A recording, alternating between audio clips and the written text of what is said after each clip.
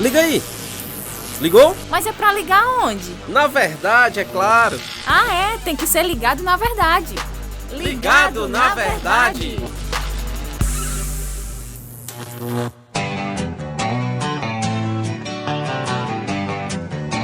Muito bem, estamos de volta com o nosso podcast Ligado na Verdade. Eu sou o João Lucas Barroso, que alegria, que prazer estar com você. Você que está através do radinho na sua casa, através aí da internet. Deus abençoe sua vida. Vamos ficar ligados na verdade, que é a palavra de Deus. E hoje, pela primeira vez no nosso podcast, pastor Kelso Clark, ele que é bacharel em comunicação social, com mestrado em teologia e missionário da BGFM Global, com ênfase em ensino e pregação, membro da Igreja Batista Luz do Mundo em Fortaleza. Pastor Kelso, prazer recebê-lo aqui no nosso podcast. Prazer todo meu, Lucas. É bom demais estar aqui com você. E logo no começo, pastor, antes da gente entrar no assunto, você pode apresentar a sua família. Ok, sou casado com Karen, casado há 23 anos, e temos uma filha única de 18 anos de idade, né? E, como você já resumiu bem, né? Eu sou membro da Igreja Batista Luz do Mundo, e sou missionário da BGFM, Global, praticamente em Petina, né? E também trabalho no Cibima, seminário aqui em Fortaleza, sou campeão de alunos lá e dou algumas matérias. Pois então, é, resumindo, acabei esquecendo de ser professor do Cibima, né? Acabei esquecendo aqui de falar no início, né? Inclusive, né, o Cibima é um seminário bem conhecido e tem cursos maravilhosos, né, em Fortaleza. E eu soube que você é professor de escatologia, não é isso? Sim, uma das matérias que ensino é Teologia Sistemática 4, que pega eclesiologia e escatologia. Pois é, e o assunto de hoje é justamente isso, escatologia. Portanto, você que está ligado conosco, aumenta o volume aí, prepara o coração porque vem coisa boa. Tamo junto, no Ligado na Verdade. Muito bem, pastor Kelso Clark, o assunto é o arrebatamento da igreja. É um assunto que tem gerado alguns debates, né, entre os teólogos, mas vamos lá, vamos entender à luz da Bíblia, pastor Kelso. O que é o arrebatamento da igreja? Ok, antes de mais nada, é uma doutrina nova a nível de revelação bíblica, no sentido de que no Antigo Testamento ela não tinha sido revelada, tá? E no Novo Testamento, com os escritores do Novo Testamento, ela veio à tona, ou seja, ela é chamada de mistério na Bíblia. Por que mistério? Porque não tinha sido revelada no passado, no Antigo Testamento, mas foi revelada com os apóstolos, quer dizer, com aqueles que escreveram o Novo Testamento, como Paulo deixa bem claro. Ele diz que é um mistério. Então, essa doutrina, existem dois textos, aliás, que falam dela de uma forma inegável, uma forma explícita, dois bem famosos. Um deles é 1 Tessalonicenses, capítulo 4, versículos 13 a 18. 1 aos Tessalonicenses, capítulo 4, versículos 13 a 18. Uma curiosidade, essa carta Paulo escreveu, foi uma das primeiras cartas que Paulo escreveu para uma igreja recém-formada, a igreja que ele fundara em Tessalônica. Ou seja, era uma igreja que praticamente era nova convertida, composta de novos convertidos. Mas mesmo assim, Paulo já entrou com uma revelação bem interessante, escatológica, né? E diz assim: não queremos, irmãos, que sejais ignorantes com respeito aos que dormem, os que tinham morrido, os crentes que tinham morrido, para não vos entristeceres como os demais que não têm esperança. Pois, se cremos que Jesus morreu e ressuscitou, assim também Deus, mediante Jesus, trará em sua companhia os que dormem. Por que ele fala isso? Porque naquela igreja eles estavam esperando a vinda de Cristo para qualquer momento. Eles achavam a vinda de Cristo é iminente. Só que alguns crentes foram morrendo. Então, os que viram isso pensaram, perderam a vinda de Cristo. E agora o que aconteceu? E ficaram tristes. Então, Paulo escreveu, um dos motivos da escrita da carta foi esse, dizer, não se entristeçam, porque os crentes entre vocês que já morreram, eles vêm com Cristo, eles não vão perder esse encontro. Eles vão ressuscitar até antes dos que vão ser arrebatados. Mas deixa eu continuar o texto para não complicar muito. Versículo 14, eu acho que eu li, né? Se cremos que Jesus ressuscitou, Deus, mediante Jesus, trará em sua companhia os que dormem. Ok? Cristo já veio trazer. Aí ele diz no versículo 15, ora, ainda vos declaramos por palavra do Senhor isto, nós os vivos, os que ficamos até a vinda do Senhor, de modo algum precederemos os que dormem. Olha a sequência interessante. Paulo está dizendo para eles, olha, os que já morreram, quando Cristo vier, eles vêm com Cristo, vão ressuscitar. E nós que estivermos vivos, nós não vamos ver Cristo antes deles, eles já vêm com Cristo. Resumindo é isso. E versículo 16 tem mais detalhes. porquanto o Senhor mesmo, dada a sua palavra de ordem, ouvida a voz do arcanjo e ressoada a trombeta de Deus, descerá dos céus e os mortos em Cristo ressuscitarão primeiro, tá? Ressurreição dos que tinham morrido.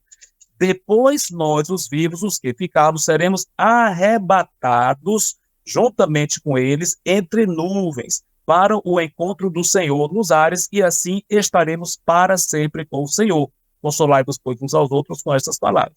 Então, a doutrina está aqui. Então, esse é um dos versículos, como falei, tem 2 textos claros, esse é um deles, é claro, mas não tem tantos detalhes assim. O que nós sabemos vai ter um encontro no céu, entre nuvens, quando Cristo vier, ele ressuscita os que já morreram, todos os que já morreram da época da igreja, e entendo, frações de segundos depois, ele arrebata os que estivermos vivos. Então nós vamos desaparecer daqui e aparecer e irmos direto para as nuvens para nos encontrar com Cristo. Então é interessante assim observar que o arrebatamento é o encontro de todos os cristãos com Jesus, né?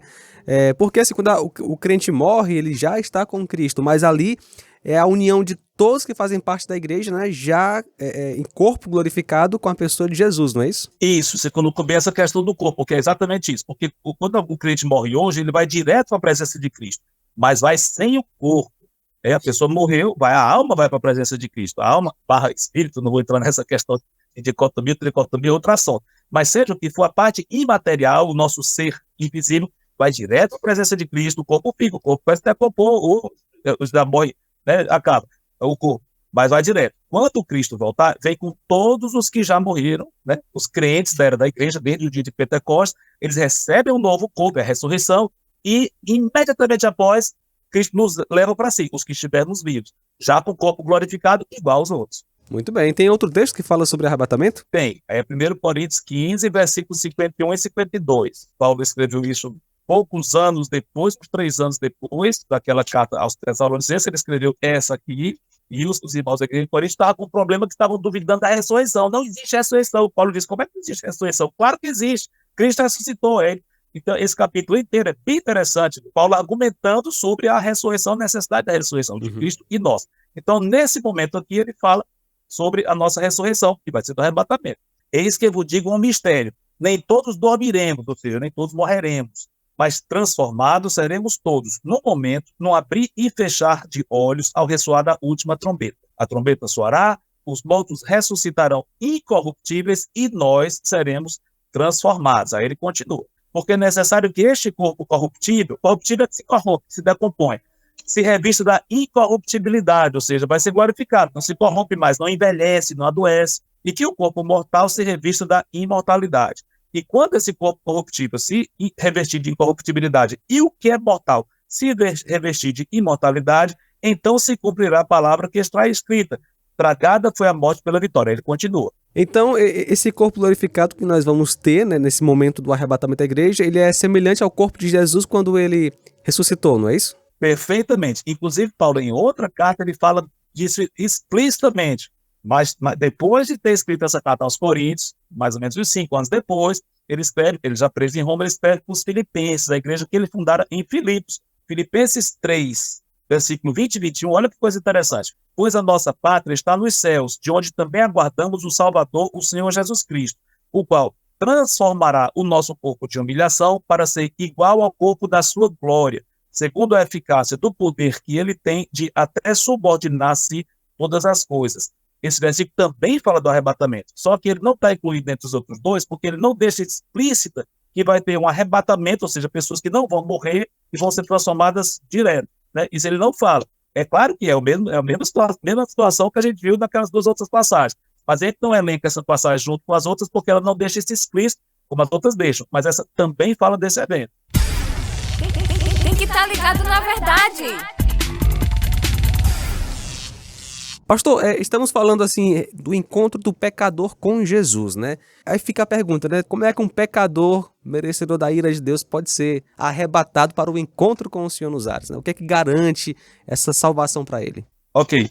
Ninguém pode ter comunhão com Cristo, ninguém pode ser aceito por ele, salvo por ele, por obras pessoais, porque ninguém tem a menor condição de ser salvo por si mesmo, nem por mérito pessoal, nem capacidade pessoal. Porque a Bíblia diz que a salvação é exclusivamente pela fé e não através de obras. Efésios capítulo 2, versículos 8 e 9, pela graça nós somos salvos, pela fé, não vem de nós, é dom de Deus, não de obras para que ninguém se glorie. Então, aquelas pessoas que passam a ser de Cristo, elas não nasceram assim, elas se tornam de Cristo pela fé, e há vários versículos espalhados pelo Novo Testamento que deixam claro que Deus vem até nós, ele nos faz ouvir o Evangelho, ele abre o nosso coração para que aceitemos o Evangelho, que Cristo morreu por nós e pagou o nosso pecado.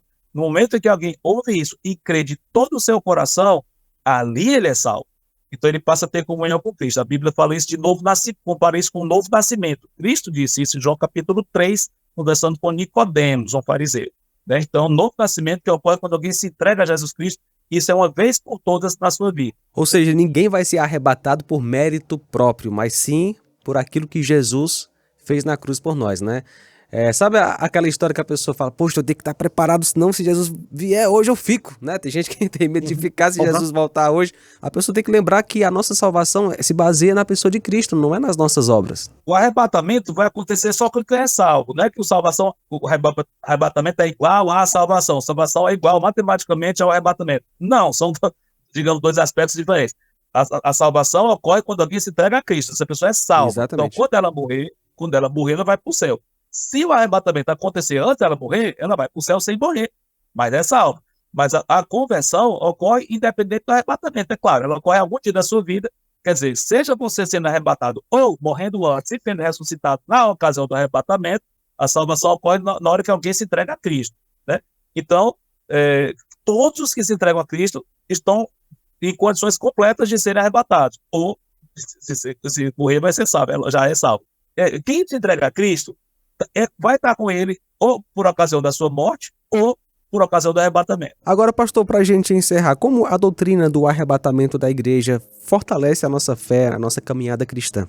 Excelente pergunta. E o interessante, Lucas, que as grandes passagens escatológicas da Bíblia, elas concluem, aquele texto sempre conclui com uma exortação prática, ou seja, a teologia deve gerar efeitos práticos em nós. Sempre deve ser aplicada, não é só para conhecer aquilo por saber, não, existe um efeito prático em nós, e todas essas passagens escatológicas terminam com exortação. Por exemplo, 1 Tessalonicenses, eu quero até ler aqui, ele termina dizendo, consolem-se uns aos outros com essas palavras. Então, ou seja, saber disso, a gente deve se consolar uns aos outros, os que são realmente convertidos, que nós não vamos perder a segunda vinda e tal.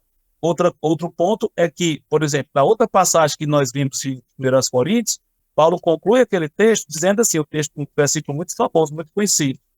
Lembra que eu citei 1 Tessalonicenses 4, né? Agora estou em 1 Coríntios capítulo 15, diz assim, concluindo essa passagem. Portanto, meus amados irmãos, sede firmes e inabaláveis e sempre abundantes na obra do Senhor, sabendo que no Senhor o vosso trabalho não é vão.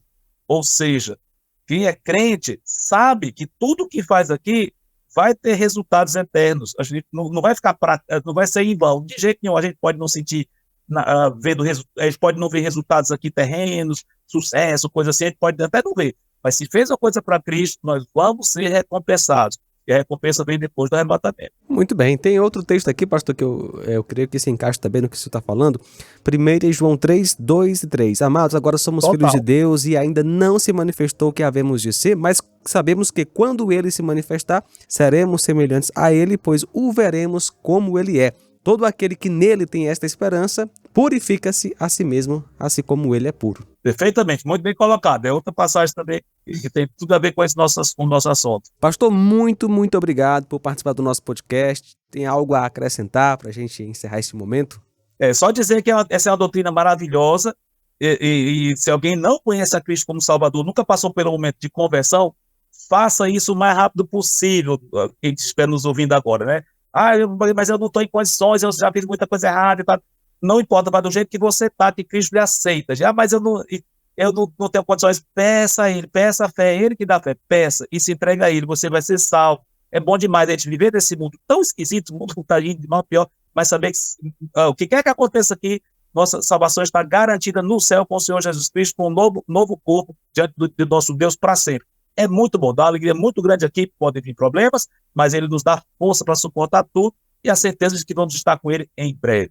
Muito bem, beleza. Valeu, pastor Kelso. Obrigado por participar do nosso Ligado na Verdade. Que Deus possa abençoar grandemente. Amém. Um abraço. E aí, curtiu? Podcast Ligado na Verdade é uma produção da Rádio Ceará FM 102,7.